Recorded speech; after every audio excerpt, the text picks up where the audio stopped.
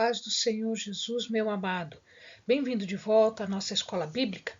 Nós estamos quase no finalzinho da segunda carta de Paulo aos Coríntios, dessa primeira metade, dessa primeira etapa em que Paulo está conversando com os coríntios.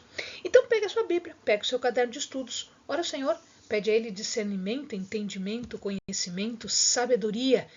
Pede a Ele proteção para que nós possamos desvendar dos seus mistérios. Portanto, nós estamos já no final do capítulo 8 e vamos ver também neste vídeo o capítulo 9. Esta parte trata da coleta que Paulo já havia mencionado e que Tito já havia mencionado também para os coríntios. E aí nós passamos para a segunda parte da carta de 2 Coríntios para explicar que essa segunda carta também poderia ser uma carta que foi adicionada. Não se sabe se ela fazia parte dessa segunda carta ou se depois ela foi adicionada. Mas isso a gente vai ver um pouquinho mais para frente. Vamos às questões da coleta para a igreja de Jerusalém? Pois muito bem. Antes de falar sobre a coleta, Paulo reconhece que os coríntios eram superabundantes. Ele fala assim, ele reconhece que eles excediam, eram superabundantes na fé, na palavra, no saber, no cuidado. Mas ele dá um alerta. Vocês são excelentes nisso, mas não se percam disso. Abundem também na graça de ofertar. Isso é uma demonstração de amor. Então ele queria que eles aproveitassem essa oportunidade para demonstrar um amor genuíno, para provar a sinceridade do seu amor. Portanto, era uma oportunidade para os coríntios, uma oportunidade de demonstrar um amor genuíno e uma entrega genuína, verdadeira e profunda a Cristo.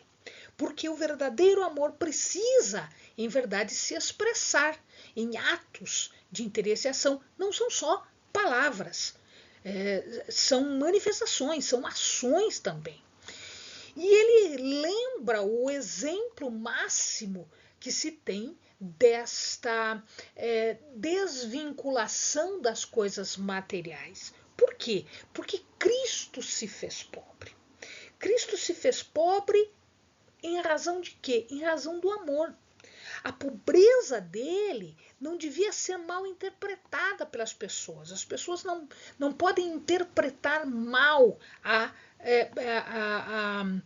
pobreza, porque isso não é miséria. Não é miséria material, não. Ela fala de salvação. Então, essa pobreza de Cristo, ela leva à salvação, leva à bênção que está relacionada com o futuro dos crentes. E isto é riqueza.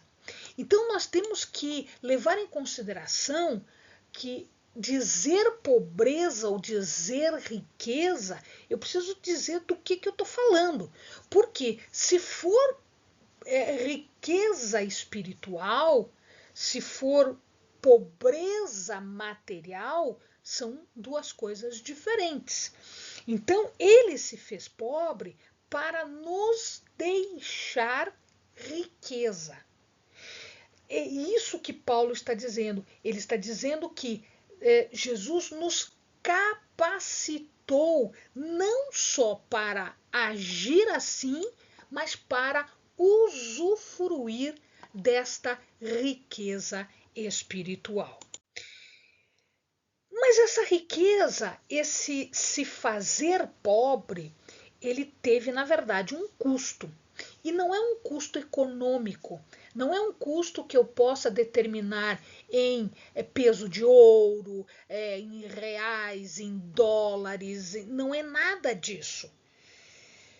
não é um preço que possa ser convertido em dinheiro. Não.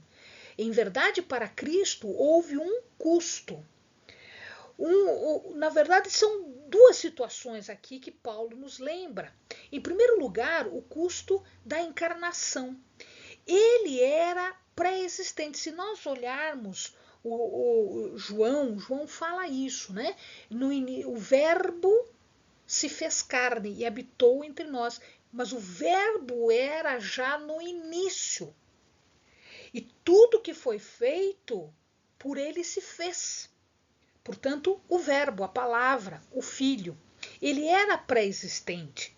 Mas ele já havia este planejamento de salvação. Portanto, ele existia nesse mundo decaído e ele se faz carne exatamente para salvar este mundo decaído. Para isso, ele teve que deixar os céus, deixar a sua divindade e se fazer carne, se fazer um homem como nós somos, nascido de mulher, passando fome, frio e tudo mais. Então, isto é um custo. Um outro custo que talvez tenha sido mais profundo é a rejeição que ele enfrentou quando ele se fez carne. Então ele foi rejeitado, ele sofreu escárnio, tiraram sarro dele. Ele foi perseguido, ele foi traído, ele sofreu, inclusive sofreu na carne.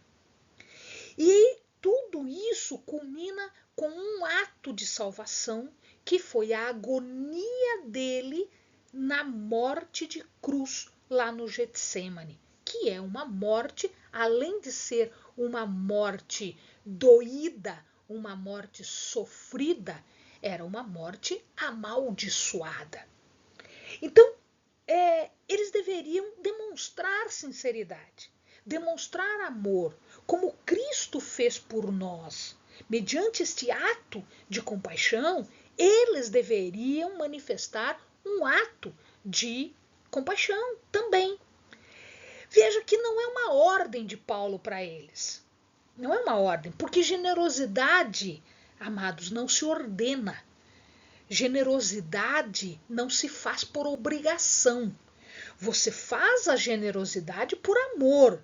E é isso que ele está pedindo, que eles manifestem este amor. O amor que existe de um verdadeiramente cristão salvo. Portanto, esse interesse é fazer com que eles terminassem um trabalho que eles já haviam iniciado. Porque quando Tito foi ter com eles, levando a carta severa, Tito já andou conversando sobre a coleta, sobre esta oferta para a igreja de Jerusalém. A contribuição, amados, ela deve ser segundo as posses, ela deve ser feita de acordo com o que a pessoa pode dar. Quando é uma contribuição de amor, não dá para você estipular algo. Não, você tem que dar tanto. Não, é uma contribuição, é amor, é o teu coração que está sendo movido em compaixão para com pessoas que precisam. Então, esta contribuição é segundo o que você pode, é segundo o que você tem como possibilidade de fazer. E isto é agradável e aceitável perante Deus. É dar segundo as suas circunstâncias, não segundo o que não se tem. Não se dá o que não se tem. E Paulo explica que é dessa abundância de alguns para o benefício daqueles que estão em situação pior. Então, aqueles que estão um pouco melhor auxiliam aqueles que estão um pouco pior. E isto faz com que os dois tenham uma igualdade de compartilhamento.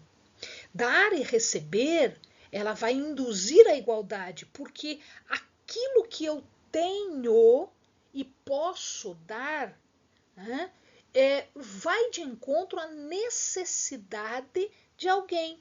E isso dá uma situação de compartilhar e de alcançar igualdade. A mesma coisa que nós lembramos em relação ao maná. O maná caía todos os dias, menos no sábado. Mas a palavra diz que aqueles que colhiam mais não sobrava no final do dia. E aqueles que colhiam menos não faltava ao final do dia. Ou seja, então nós temos aqui uma igualdade. Todos são iguais. Não há o mais rico, não há o mais pobre. Há somente cristãos se auxiliando, se ajudando, distribuindo e compartilhando o seu maná, aquilo que é possível compartilhar. E ele diz que ele vai mandar algumas pessoas, alguns coletores. Ele não quer meio que se meter com essa história porque já havia um diz que relacionado à questão de que Paulo não aceitava, não isso, não aquilo. Então ele não queria pessoalmente pegar este dinheiro, porque senão depois eles iriam dizer, viu, olha lá, Paulo é interesseiro, Paulo quer dinheiro também. Então ele pede para algumas pessoas. São 3 pessoas, das quais apenas Tito nós sabemos o nome. Então ele fala, né, de Tito, que ele tinha acabado de chegar em Corinto e já estava sendo mandado de novo, né? Então veja, Tito aqui ele é considerado um companheiro e cooperador. A palavra diz, no original grego, ela fala koinonos. Koinonia é esse compartilhar, esse companheirismo. Então, veja, o companheiro de Paulo, koinonos de Paulo, era Tito. Tito ajudava Paulo, era o companheiro dele na ação missionária. E ele cooperava com Paulo, sinergos. Então ele era tanto um companheiro quanto um cooperador. Isso nós sabemos, né, de Tito. Um outro irmão não é citado o nome, a gente não sabe muita coisa sobre ele, a gente sabe aquilo que Paulo falou na sua carta. Paulo diz que é um irmão famoso pelo seu trabalho no evangelho, no louvor do evangelho. Pode ser que ele pregasse o evangelho? Pode. Pode ser que ele tivesse um ministério de apoio, de cooperador? Pode. Tá? Mas a gente não sabe exatamente o nome e a missão desta pessoa. Mas era famosa pelo seu trabalho. Ou seja, ele se sobressaiu em relação aos outros companheiros. Um outro irmão, um chamado irmão zeloso, olha o nome, zeloso, aquele que zela, aquele que tem cuidado profundo com as coisas do Senhor. Então, veja, tanto um quanto o outro, aqui os 3, eles são pessoas que levam a sério o ministério para com o Senhor. Ministério que Deus lhes deu. E eles foram escolhidos das igrejas, não foi nem Paulo que escolheu, foram escolhidos das igrejas como os representantes dessas igrejas, exatamente para auxiliar na coleta nas igrejas, para depois mandar isto tudo para Jerusalém. Esses 2 irmãos eram, portanto, mensageiros, eles eram apóstolos também. E eles seriam os representantes comissionados destas igrejas. Claro que Paulo tem cuidado, né? Como eu falei agora há pouco, porque senão daqui a pouquinho eles iam dizer, não, veja, olha, Paulo nega, nega, nega, mas chega na hora ele vem aqui e pega o nosso dinheiro. Né? Então, para evitar esse tipo de coisa, para evitar mal-entendido, para evitar intriga, ele então determina que a coleta seja realizada por eles, seja realizada pelo pessoal da Macedônia, pelo pessoal de Corinto propriamente dito. Então ele está tentando defender a sua integridade, né? Porque a soma era grande. Paulo achava que eles deveriam ter tudo à mão, para não ser envergonhado, né? Então eu faço tanta propaganda de você, aí chega lá na hora, não está nada pronto, não está nada separado, você ainda vai ver. Não, ele queria que eles tivessem esse cuidado, tá? E exorta para que tenham tudo à mão. Ele cita outras pessoas aqui, o Sópatro, que era de Bereia, ele cita Aristarco e Secundo, estes dois de Tessalônica. Então Paulo não estava sozinho nesta empreitada de fazer coleta, de pegar este dinheiro daqueles que eram movidos, que os seus corações eram movidos, e levar para Jerusalém. Então nós temos aqui o irmão zeloso, o famoso Tito, Sópatro, Aristarco e Secundo. Bom, Paulo fala agora especificamente da coleta, né? Então ele começa a falar de algumas estipulações em relação à coleta. E ele usa algumas figuras de linguagem aqui, inclusive essas figuras de linguagem, elas são muito conhecidas. Só para os amados terem uma ideia, olha o que Paulo fala, né? 6, 9, 6. O que semeia pouco, pouco também ceifa, e o que semeia com fartura também ceifa. Isto é uma figura de linguagem, né? Ou seja, se você contribui, maior é o teu galardão.